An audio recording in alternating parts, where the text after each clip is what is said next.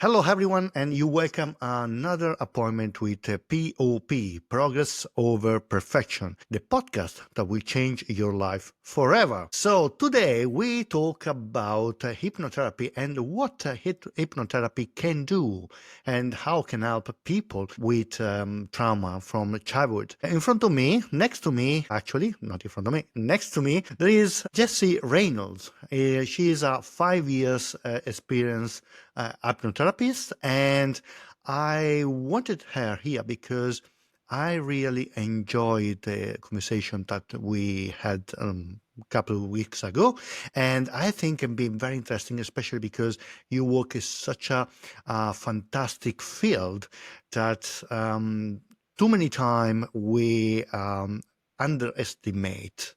Okay, so you're welcome, Jesse. How are you?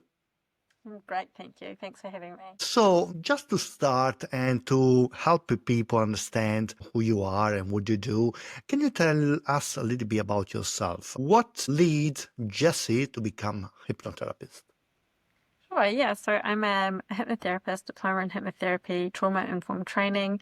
I'm also a master practitioner of neuro-linguistic programming. I guess what led me into this was my own lived experience of suffering with childhood trauma, CPTSD, and just trying to find a way to feel better.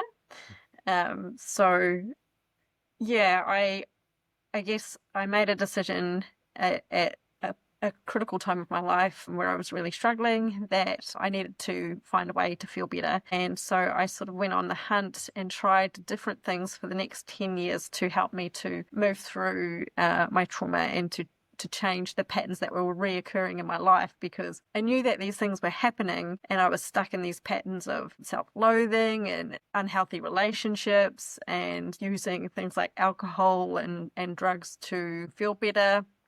But I didn't know how to stop these things from playing out. I didn't know how to be different. I had the self-awareness, but I didn't know how to change the patterns. And my body was chronically stressed. I was suffering with chronic illness and things were just going downhill really quickly. So yeah, I decided to try to find different ways to heal. And I tried so many different things over the years, from kinesiology to yoga to acupuncture to standard talk therapy, and all these things helped a little bit. They were all part of like stepping stones to get me a little bit along further in my journey, and they all helped me to a certain to understand myself. All was sort of pieces of the puzzle, but they weren't really giving me what I needed, which was something deeper than I needed things that were to go deeper than what they were going, and things that could actually change how my nervous system was responding to my environment. And that was when I came across, probably about eight years into the piece, I came across neuro-linguistic programming and hypnotherapy. And after one session, I just felt such a huge difference that I couldn't really explain. But it was like my nervous system had just calmed down a whole lot and I didn't feel as anxious, and this feeling didn't go away. And I just knew that after one session that things had shifted on such a kind of a dramatic level. And then I realized that I think maybe this is what I've been missing, and I was so interested in it. I decided to study it and just kept moving down that pathway of learning and growing and using the tools myself to heal my own body, my own nervous system. And the more I did it, the better I felt. So I understand. So, how much our life history shape what we do in adulthood? Your story is a great example of that. Can I ask you, we have in our culture, we have a view about hypnotherapy. That is like the guy that look at this individual, okay, and say, "Look at my eyes, look at my hand, and now slowly you become a chicken, and then please start jumping." You know, so this is the cultural thing about hypnotherapy. But what actually is hypnotherapy? well, that is more stage hypnosis, and that's hypnosis for entertainment, which is very different from hypnotherapy that is done for, like, hypnosis done for therapeutic reasons. Yeah, when you think of hypnotherapy, most people think of clucking like a chicken and somebody waving like a pendulum in your face, or being like asleep on a couch while somebody speaks subliminal messages into your mind and controls your mind. And can be that, but most people don't do it like that anymore. And hypnotherapy is very flexible, so it can be done in many different ways, and it has many, many different applications, which is why it is so helpful. But basically what's happening on a basic level is that we take a person's focus and we shift it to something that is important. So if you're focusing, say you're focused on a problem, we help to shift your subconscious mind to focus on the solution. And what's happening is this is happening in a relaxed state. So your body is relaxed, and we're bypassing the gateway between your conscious mind and your subconscious. So your conscious mind is only really responsible for maybe 10% of all the decisions, thoughts, feelings, and emotions that you have. It's the unconscious body, which is maybe probably about 90% of everything. And all your decisions, thoughts, feelings, and emotions are coming from your subconscious. And so the hypnotherapy bypasses the gate between the subconscious and the conscious mind. So we can go down to the subconscious programming, and we can change the way you basically updating your software. In your unconscious mind is your software that runs your brain and your body, and we go in there and we can help to update that software from being old, outdated, unuseful software to being more useful and more updated and more in line with your beliefs today. So actually, we can, with hypnotherapy, you can reach the deepest behavior, because we create behavior to make sure that we are okay, that we are safe, and you have them to change them, correct? Yeah, well, based on whatever results the clients want to get, then that's what we can do. The hypnotherapy that I do, because I focus on trauma and childhood trauma and relational trauma, it's done in a very trauma-informed way. So as I say, you can do hypnotherapy in many different ways. And for the way that I do it with my clients is that it's just an eyes closed conversation where the client can still respond. They can walk, they can talk, they can get up, they can stop the session. They're in control of their body. They understand what's happening within their mind. It's a collaboration. So their eyes are closed, and we sort of go on a little journey together. And quite often we're regressing back into memories, and we do it in a really safe, trauma-informed way. And the client they always need to give permission in order for this to happen. Okay. So is actually you ask them the permission to go in their childhood place, and together you look at what's going on, correct? Yeah, so it's always very targeted. We don't just go in there guns blazing without a plan. We don't just open Pandora's box into your childhood memories. We generally will talk about things first, understand what it is you're wanting to work on, what the root cause of the problem is. Together we find out where the root cause of that, where it stemmed from, and that's when we can go back to a particular memory or moment in your childhood and help you to change the way that you see it now, because your nervous system still sees it with your childhood eyes. And when we go back with hypnotherapy, we take your adult self on for the ride, and it helps to for your body to see it from an adult's perspective now instead of a child's perspective.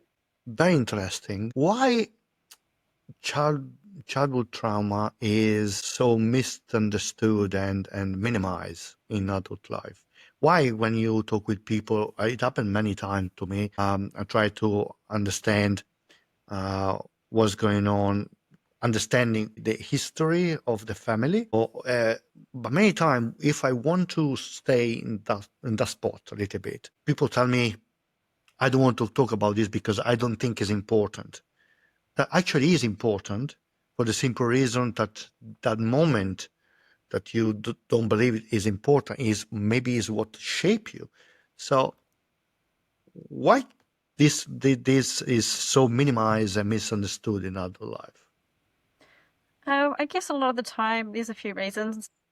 I guess the first reason being that a lot of the time maybe we don't even remember these things that happened in childhood. All of our programming is happening between the ages of 0 to 7, and a lot of those years we don't actually remember. So that programming just becomes part of our subconscious, and it just sits there and we're not really aware of it. Also probably because maybe your caregivers minimized what was happening to you during childhood. So, to them it was no big deal. They thought there was nothing wrong. And so the attitude is, we'll just get on, we carry on. It is what it is. We don't make a fuss. Just get on with it, basically, is the attitude. And so you develop that attitude as well. And because it happened such a long time ago. And then also because whatever happened to you in childhood, it became what feels normal for you. So a lot of the times as adults, we have no idea that the way that we're acting as adults actually is coming from the way we're programmed in childhood. And because it was normal, we don't actually realize that there's anything wrong with it until we see other people's experiences and we think, oh, actually what I experienced in childhood, I don't think that was normal because other people didn't experience that.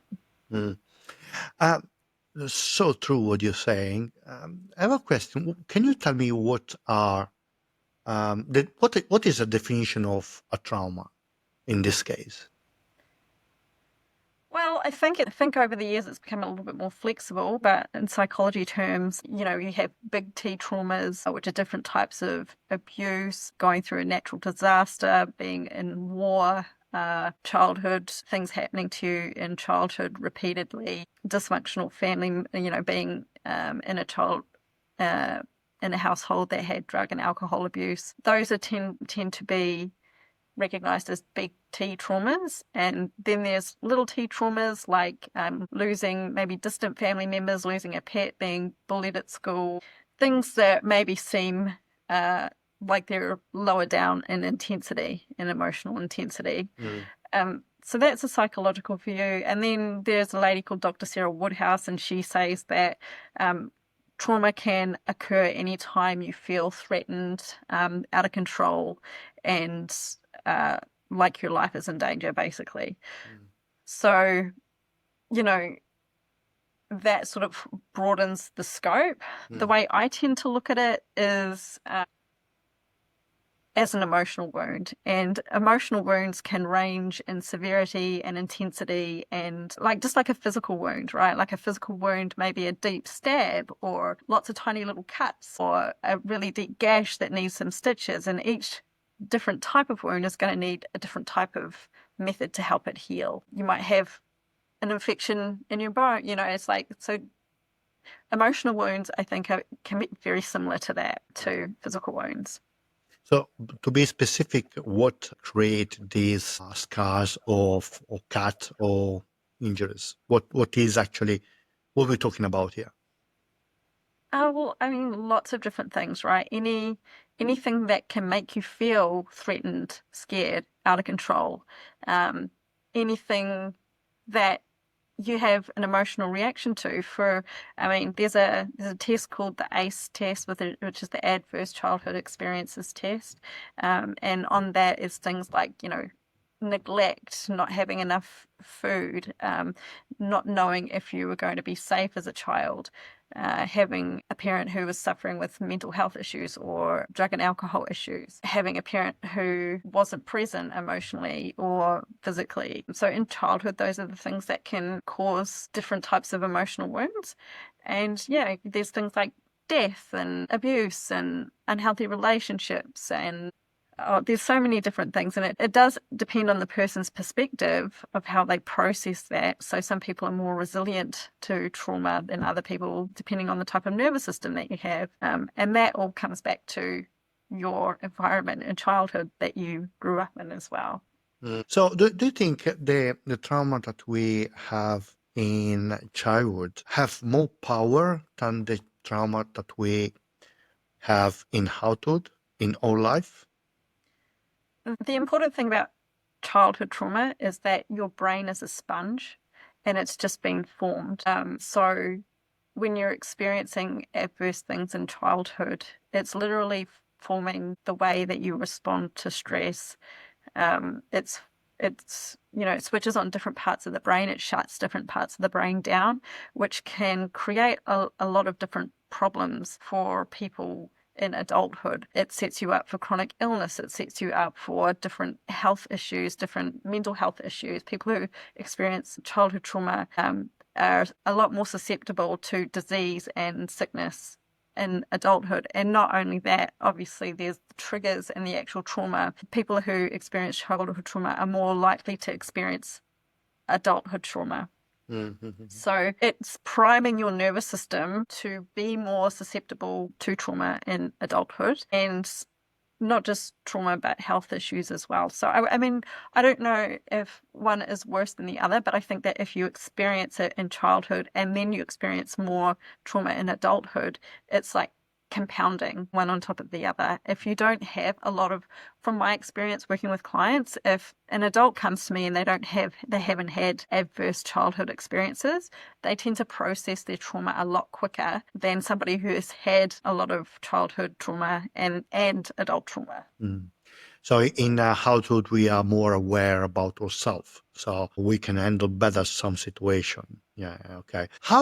Because in this podcast, we talk about relationship and couples love. So how can you explain us to the listener how the emotional neglect or abuse trauma in early childhood shape the relationship in the future? So how these shape the choice that we make about our future partner? Yeah, well, I would say all you have to do is like look at nature, right, and look at animals in the wild. It's monkey see, monkey do. So that's how we learn. If a lion has a cub, the cub learns how to be a lion through the mother. Through the father. It learns how to have relationships through the mother, through the father. Humans are exactly the same. If in childhood we and it doesn't have to be just a mother or a father, it can be different types of caregivers, but if you didn't have a good model of what a healthy family structure looks like, and if your structure was unhealthy and unpredictable and unsafe and people didn't communicate well, which is a lot of people, like communication is only really starting to be understood now about like what healthy communication is. You take those things and let's remember, like, our brain is being primed at that time. It's a sponge, it's just absorbing everything. So your brain is being shaped by your environment, and then and that becomes your normal. Then you take that out and you mirror that out in the world, and that's when you attract those relationships that feel like normal, they feel like home to you, and then you go and play out those same patterns in your own relationships. Yeah, so we follow. Now we're looking forward for what our brain is more comfortable with, even if it's bad, for the simple reason that our brain already knows that situation. Yeah, Correct? yeah, absolutely. It's kind of like it's better the devil that you know, the one that you don't. And a lot of the time, you're not even consciously aware that that's what's happening. I know for me, I had a pattern of unhealthy relationships, and I knew that it was happening, but I couldn't stop it. I didn't know why. I didn't realize it was because I had no measuring stick for what a healthy relationship actually looked like. So I just went to what was familiar, because what is familiar to the brain is what is safe. And it's a very primal thing. We'll always go to what we know as opposed to trying something new, because we don't know what that new thing is. It might be good for us, but it also might not be. So the brain generally sticks to what it knows to try to keep us safe. This actually happened, for example, if for example, me have a traumatic childhood, okay, and then have experience with partners that have similar situation. Maybe they are I don't know, violent, or there is some abuse, because anyway was the norm for my childhood. Then if I meet someone that is normal, that is assertive, doesn't have the same trauma, doesn't have the same patterns, don't give to me the same patterns, I find this person boring. correct. And then what I do, I just say, no, it's not for me. And then I jump to look for the bad behavior person for my partnership. That's true. Yeah, absolutely. And it's important to understand that nobody does this really consciously. They don't understand that that's what's happening. They don't purposely choose to disregard the nice person in their life. All they really know is that for some reason, and this is most of the time, there may be exceptions to this, but for some reason, the person that is the healthy person for them to be with, it doesn't feel right. It doesn't feel good. It's like, it feels a bit scary. It feels a bit unknown. It's like, I don't know what this person is doing, and I don't want it because it doesn't feel normal to me. And it's just kind of like an internal feeling of like a cheese grater on the inside of your soul. You don't understand, but you reject it for some reason. And you find reasons for it consciously. I don't know, it was just some traits that you didn't like about him, but really, it was the fact that it was so unfamiliar to you, and then you gravitate towards what's more familiar. Yeah, in fact, then people, I don't know if it happened to you, but come here and say, why I cannot stay with a good guy? And I'm always looking forward to the bad guy. Well, because there is a behavior that you learn many years before, even if you don't know, and you're more happy, if that is the term, to stay in some dynamic than the other. This is important. Reframe, understand what are the trigger, what are the things. Yeah. Now, I work a lot with writing. I find writing, journaling, and putting the effort to understand properly why you do what you do, what are the trigger, what you do helps. But I'm sure that hypnotherapy can be a huge, can have a huge, good impact on this process. That's correct. Yeah, absolutely. So I guess the other important thing to understand about this is that if you do grow up in a chaotic environment, your nervous system is primed for chaos and drama. And so it's always running on that adrenaline, the cortisol, and these are drugs to the body. Like, these hormones are very addictive, and the body becomes addicted to your adrenaline and your cortisol. And so when you're with a nice, boring person, it's because you're not getting those same levels of adrenaline and cortisol pumping, which is why you end up gravitating back towards the drama.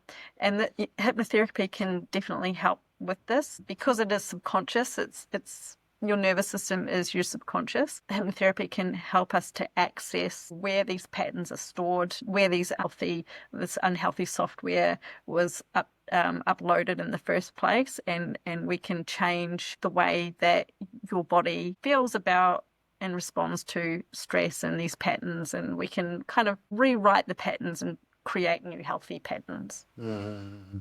Yeah, I like it.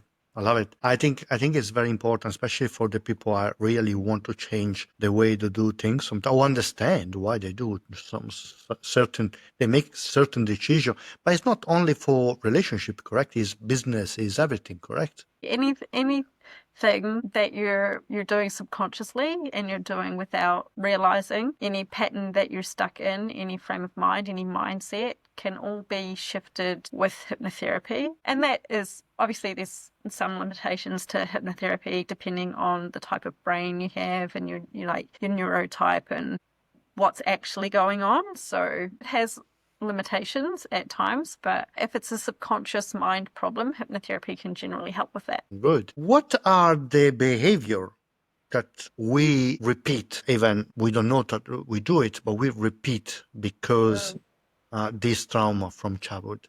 Can you give us an example? Yeah, Some so examples anyway. Yeah. Patterns in relationships, like anxious attachment styles, feeling unworthy and unloved and like you need love, gravitating towards those people who maybe don't treat us very well. And you've got the more avoidant attachment styles of people who move away from closeness and connection, and they seem to maybe self-sabotage relationships, not wanting to communicate, not wanting to connect. Those are some relational patterns that people might experience in relationships. And I think then there's yeah, there's other types of patterns like lying for no reason or not having the self-confidence you want to drive your life forward. That's a big one. Lots of people deal with that. Self-esteem can be a part of that. Sorry? Self-esteem can be something. Self-esteem, yeah, absolutely. Self-esteem issues, people-pleasing issues, boundary issues. These are all sort of subconscious patterns that we create to keep ourselves safe. And they probably were useful for a time, and it's probably just gotten to the point in your life where these things are no longer useful. What is, can you explain me how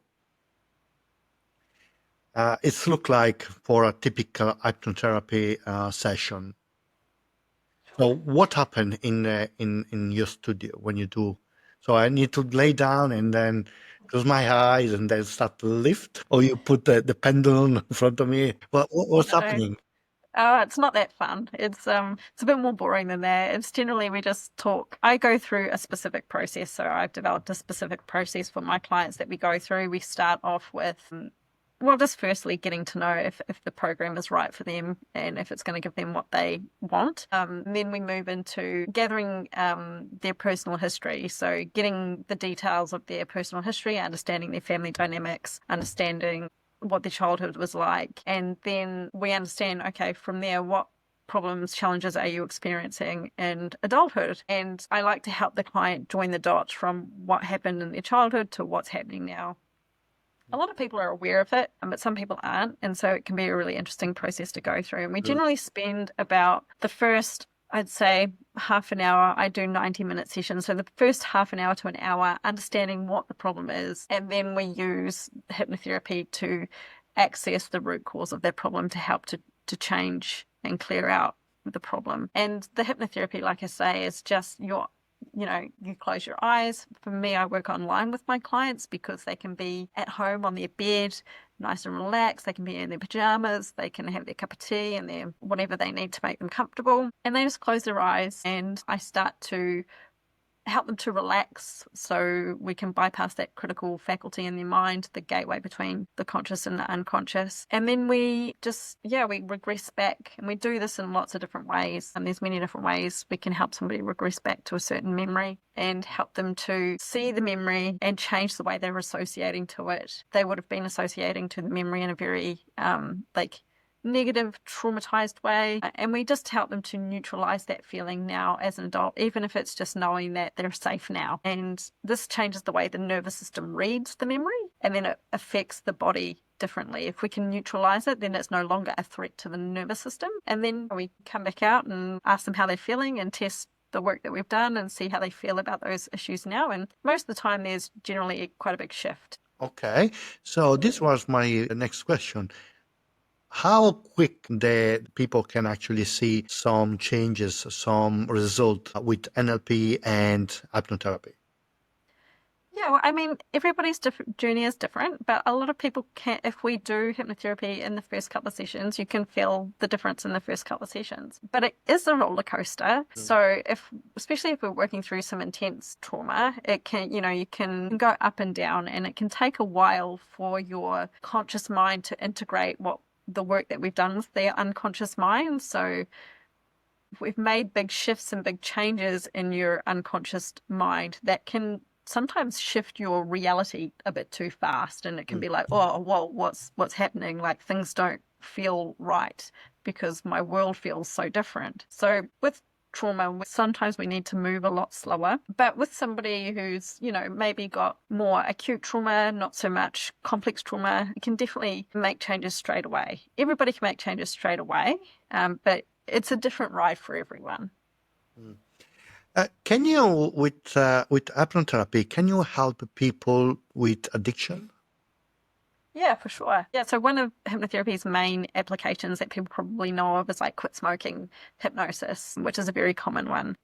What about gambling, alcohol, drugs? Yeah, absolutely. Absolutely. Well, I know a lot of people probably have tried hypnotherapy for addictions and maybe not got the results that they want. And for me, I think this is probably because it comes down to, did we get to the root cause of the issue? So a lot of the time, to understand addiction, we have to understand why the addiction is present and what purpose it actually serves for the person, because a lot of the time it is there to help the person in some way, whether it be to stop you from feeling things, as a distraction, comfort. And so if it is a crutch and somebody's leg is broken, you don't just take away the crutch and expect the person to be able to walk. You have to heal the broken leg in order for them to be able to walk without the crutch. So if you haven't done that work, then you will just need the crutch back again. Of course. So can you tell us a story that you have of someone you work with that was a big success for you? An example. Yeah, I've got lots of different examples from like many different clients. Yeah, I helped a girl or a woman work through an eating disorder that she had had for a long time, and we never really worked directly on the eating disorder itself. We worked through a lot of childhood trauma, and the eating disorder as a byproduct of that kind of took care of itself. I've worked with people with chronic fatigue and adrenal fatigue and chronic insomnia. And once we get to the root cause of when those feelings started and when the issue started and we work through that, those things have resolved themselves. Yeah, I've seen a girl that I worked with. She had a really strong avoidant attachment. So she would sabotage all her relationships, from friendships and romantic relationships, and we helped her to work through the relational trauma that she had, and she recently just got married and she's pregnant. So yeah, there's been lots of success stories, and most clients always make lots of different shifts. It's nice to see when the work actually is successful, and you can see the transformation of these people from when they come in and they go out in the world, and you can see that the difference between the first to the second is incredible. Oh yeah, it's amazing. It is truly amazing. Talking about relationship, do not work on their trauma. What are the damage that they can inflict to their maybe good relationship, their relationship? Yeah, I think it's if you don't understand what you're doing and why you're doing it, then you're probably likely just to keep doing it, right? So if you've got a partner and they're asking you to change the way you communicate or change the way that you are doing certain things within the relationship, even if it's small things, a lot of these small problems are attached to larger issues. And I guess, in relationships, you can start to become distant, or those little problems can start to create like separation between you and your partner. And so if you don't sort of understand why your patterns are playing out the way that they are, and you don't put that effort into working out why you do what you do, those things are probably not going to change themselves because they're happening on such a deep unconscious level. It's kind of like if you are trying to make these changes, or like if you're trying to lose weight or something, and it's like you go onto a diet and you do it really well for the first couple of weeks, and then all of a sudden you slip back into old habits. You stop going to the gym, you stop eating healthy, and it's just kind of happened, and you don't really know why it happened. It just happened, and you can be on that cycle of trying to make these changes and then slipping back, and that's your subconscious mind at play. That is, you can only make so much conscious change until your subconscious will take over and revert back to its old patterns and its old ways. Mm-hmm. And what are the damage that this can inflict in a relationship? Well, the divorce rate is like 50%.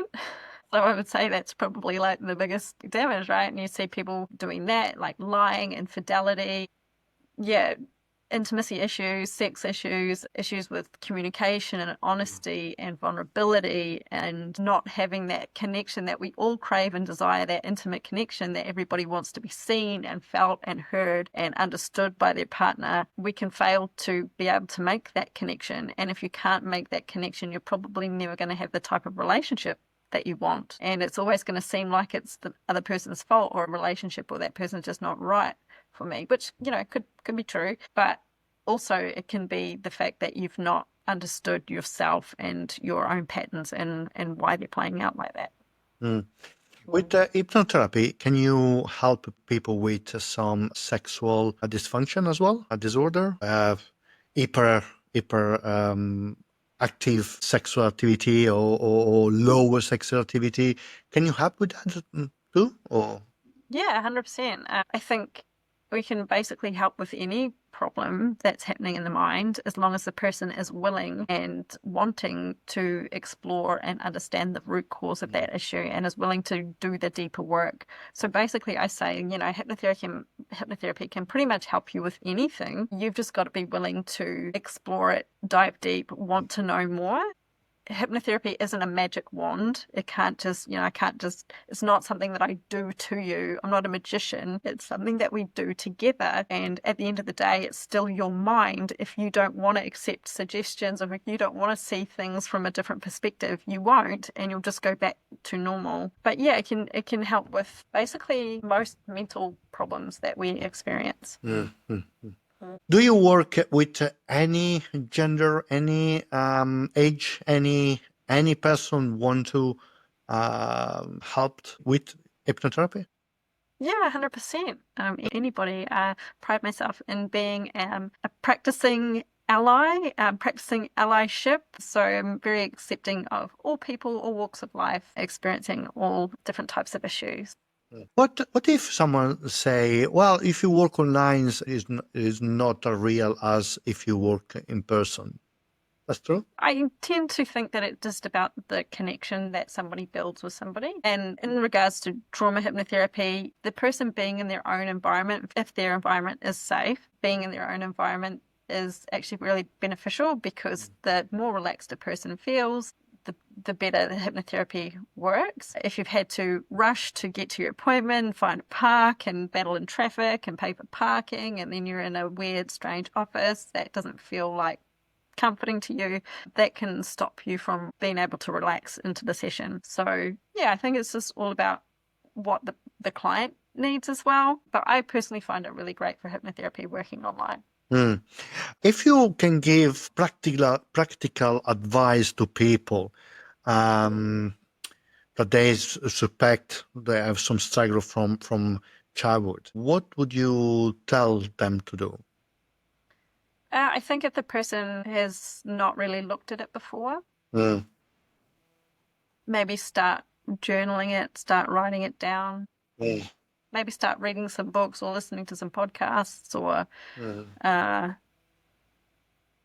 just those little things that you can do, reading about it on Instagram and just sort of understanding the basics of what our brains and bodies and nervous systems are doing in childhood can be really helpful. But it is a process. Depending on what stage you're at, you might want to go and do some standard talk therapy with a psychologist or a counselor to help understand yourself better, get some more self-awareness. That can be a really great starting point. I know that you can get a mental health care plan from the doctors that can help you to access therapy. Yeah, there's lots of different ways that you can start to build that self-awareness. I think is really important. The more that you understand yourself, the better off you're going to be, the more light bulbs that are going to turn on for you and light the way, basically.